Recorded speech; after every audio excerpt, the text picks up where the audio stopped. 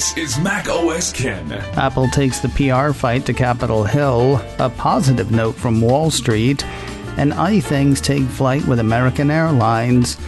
It is Thursday, the 24th of June, 2021. I'm Ken Ray, and this is news from Mac OS Ken, brought to you by yours truly and sponsored by Headspace. Meditation made simple. Get a free 1-month trial at headspace.com/macOSKen. This show is also sponsored by Ladder, smart, dynamic term life insurance. You've got lots of plans for your family's future. College, weddings, lots of stuff ahead. What happens if you're not there to pull it off? I know, it's a terrible thing to worry about. But that is why people get life insurance, to eliminate that worry. If you're thinking about it, choose Ladder. Term life insurance is surprisingly affordable, letting you pay a bit each month to protect the people you love. Ladder's smart algorithms work in real time, so you'll find out instantly if you're approved. Seriously, the initial questions and answers take less time than you'll spend listening to today's show. With Ladder, there are no hidden fees, you can cancel anytime, and if you need help, each member of Ladder's support team is a licensed life insurance agent who does not work on commission. They're simply there to help. So check out Ladder today to see if you're instantly approved. Go to ladderlife.com/macOSKen. That's LADDER, ladderlife.com/macOSKen, ladderlife.com/macOSKen.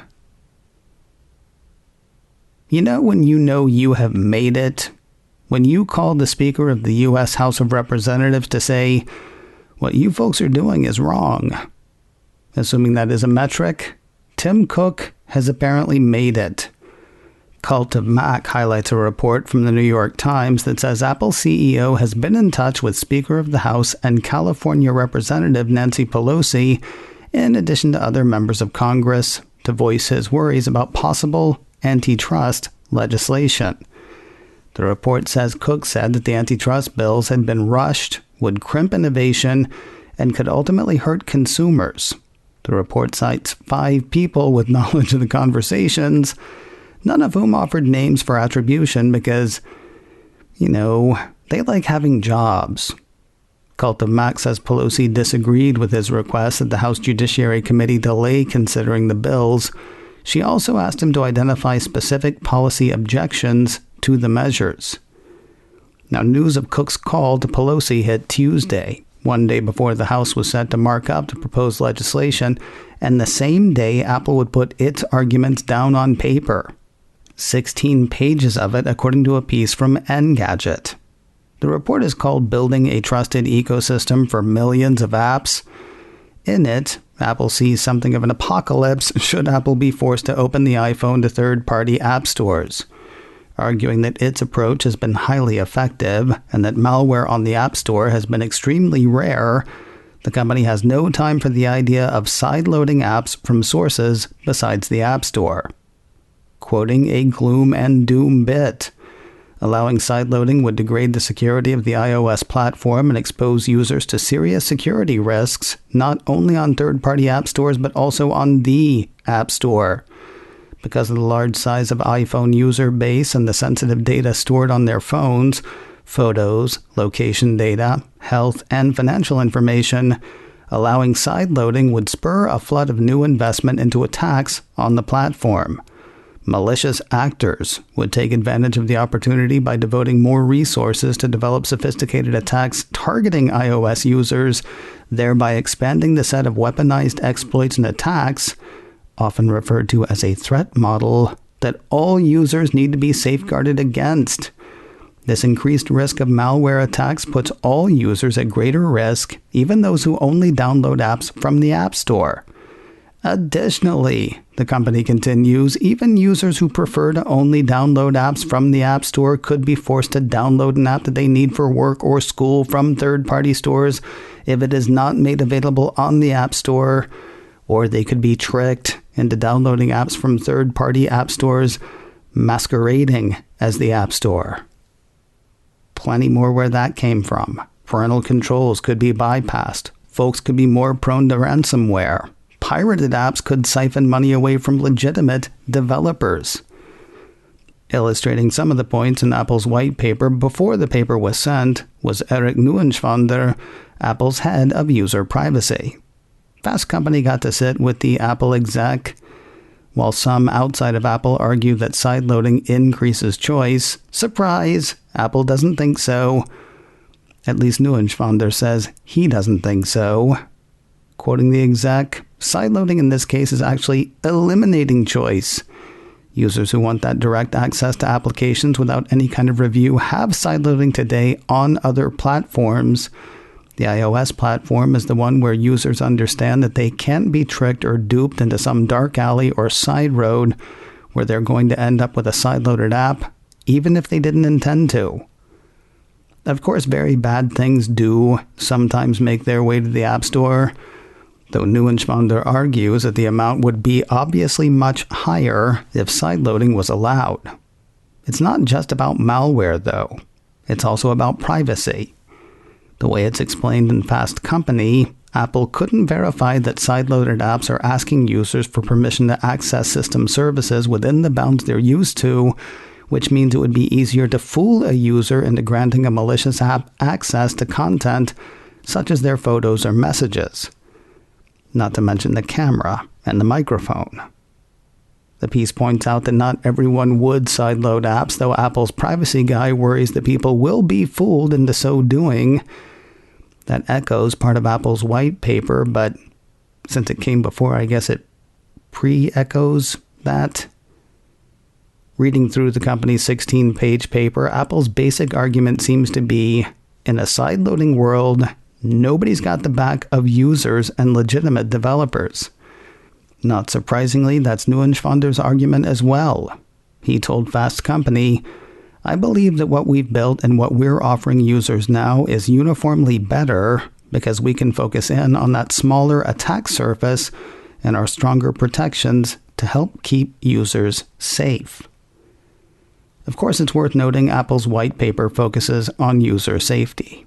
Congress has been hearing from Apple competitors focusing on antitrust issues and money. Those concerns Apple addressed in a letter addressed to the House. A piece from Cult of Mac says Timothy Powderly, Apple's Senior Director for Government Affairs Americas, sent a letter to House Judiciary Committee Chairman Gerald Nadler and David Cicilline and Ranking Members Jim Jordan and Ken Buck. In it, he addressed some of the committee's competition concerns. "We support all developers," wrote Powderly, including those that compete with some Apple services, because innovation on the App Store is great for customers and attracts them to the iPhone. The record of success on the App Store for third-party apps speaks for itself. We have no incentive to discriminate against developers, and broad mandates against disparate treatment of apps at all could skew the competitive landscape on the App Store.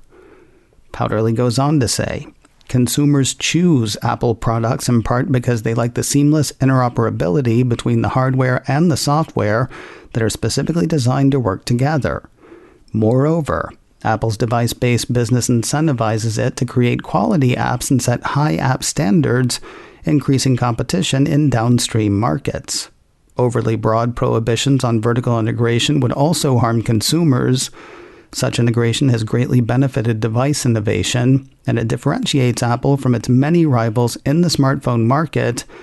The iPhone would not be the same product without integration of services like iTunes, the App Store, or iMessage." See, I said that question was going to come up. When is an app as opposed to an integral part of the operating system? Obviously, Powderly would like to see things continue pretty much the way they are now. Quoting his letter again, the iPhone is uniquely suited to those who don't want to balance risk every time they download an app. Some customers might want to do that, but Congress should not force that model on all users. More news in a moment, but first a word from Headspace. Meditation made simple. Headspace makes it easy for you to build a life-changing meditation practice with mindfulness that works on your schedule, anytime, anywhere. That's because it lives on your tablet or smartphone, so it's always where you are. Access the app and you've got mindfulness workouts, like actual physical workouts, meditations for when you're out walking. I love those. SOS sessions for high-stress moments. I've used those more than I care to admit. Even guided meditations to help you sleep. People who know how to quantify these things have found that 4 weeks of Headspace can increase focus by 14%, 3 weeks can cut aggression to negative feedback by 57%, and just 10 days of Headspace can reduce feelings of sadness by 28%. 10 days are going to pass anyway. Why not try making them less sad? You deserve to feel happier, and Headspace is meditation made simple. Go to headspace.com/macOSKen. That's headspace.com/macOSKen for a free 1-month trial with access to Headspace's full library of meditations for every situation. This is the best deal offered right now. Head to headspace.com/macOSKen today. Zacks is out with 5 darlings of the Dow. That's my name for the list, not theirs. In language less flowery, Mac Daily News says Zacks Equity Research have named 5 Dow stocks with strong growth potential for this year, as well as solid long-term growth for the next 3 to 5 years. It likely goes without saying, Apple is on that list. Of the Cupertino companies, Zacks says Apple has an expected earnings growth rate of 57.6% for the current year, ending September 2021.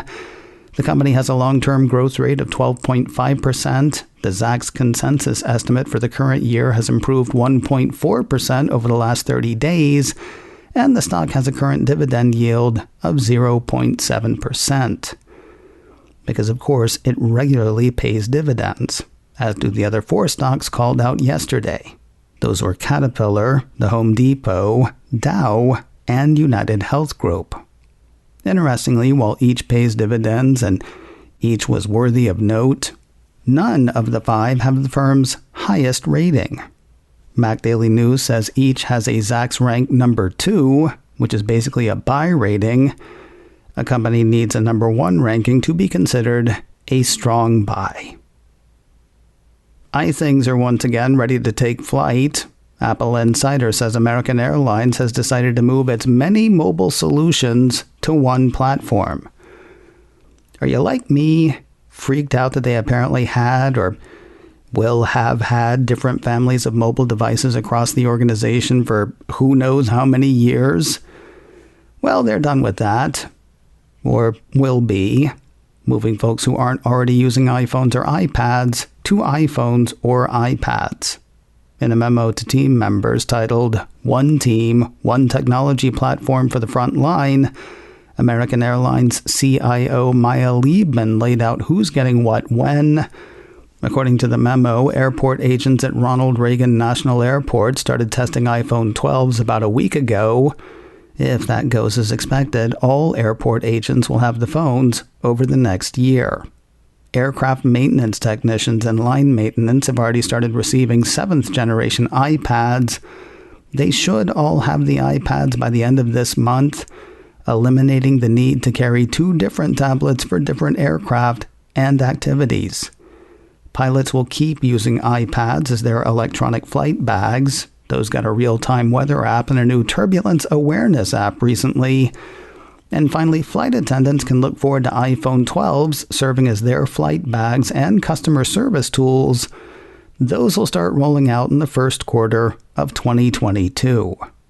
According to Apple Insider, the CIO said that the move to iOS would help improve the experience for both customers and team members and will allow Americans' IT department to create new apps for a single operating system. I'm not freaking out that it took until 2021 for that to happen. You are. According to the report, Liebman also said that many of American Airlines' current mobile devices have reached the end of their service life. I'm not freaking out that they let that happen. And finally today, don't look now, but something has happened to your AirTag. Seriously, don't look. There's no point. Mac Rumors says Apple updated AirTag with a new version of the firmware, same as the old version of the firmware.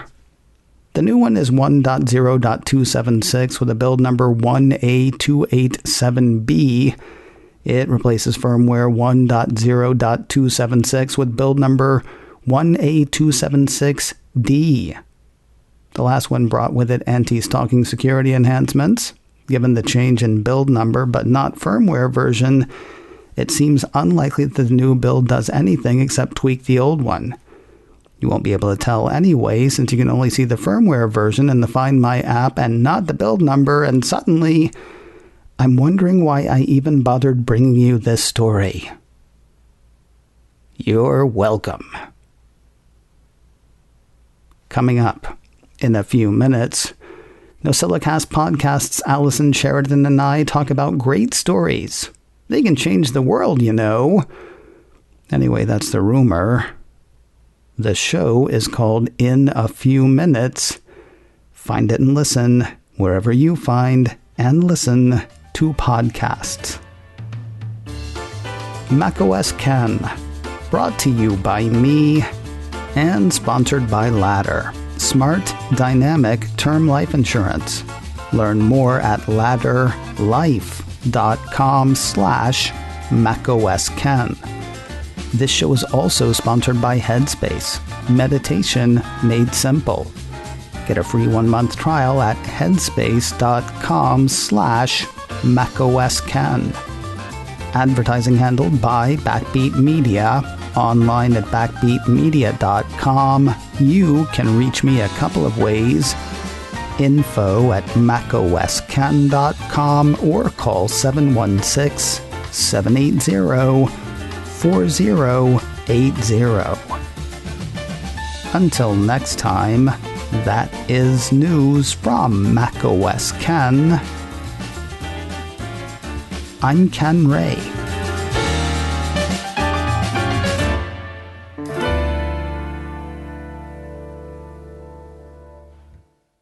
Ciao.